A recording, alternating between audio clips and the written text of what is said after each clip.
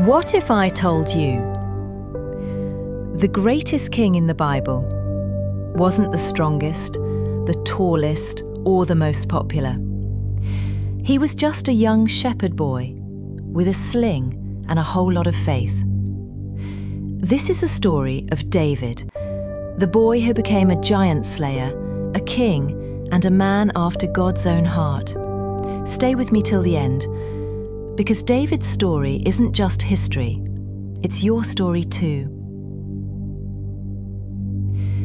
David the shepherd boy.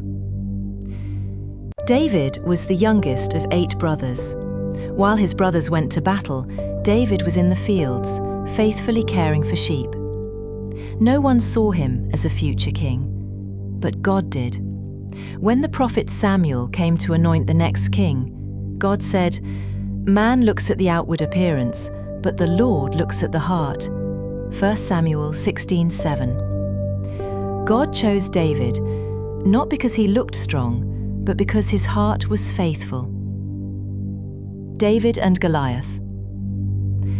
One day, David faced Goliath, a giant no soldier dared to fight. But David believed, "The battle belongs to the Lord." 1 Samuel 17:47. With just a sling and a stone, David defeated the giant. His faith, not his size, brought victory. When life gives us giants, faith gives us courage. The journey to the throne. David's path wasn't easy. King Saul became jealous and tried to kill him. David had to run, hide in caves, and wait for God's timing. Even when he had the chance to harm Saul, David chose mercy. He trusted God to lift him up at the right time. Sometimes the waiting season prepares us for the crown. David the king. Finally, David became king. He was a mighty warrior, a wise leader, and a man who loved to worship God. But he also made mistakes, serious ones. Yet when he sinned, he turned back to God in deep repentance. David's story shows us that God doesn't expect us to be perfect.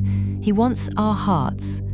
David teaches us to stay faithful in small things, face our giants with courage, wait patiently for God's timing, seek forgiveness when we fail. God can turn a shepherd into a king, and he can do amazing things in your life too. If this story touched your heart, don't forget to like, comment, and subscribe. Tell me, what's the giant you're facing right now?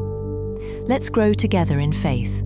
Thank you for watching, and remember, God is writing a beautiful story in you.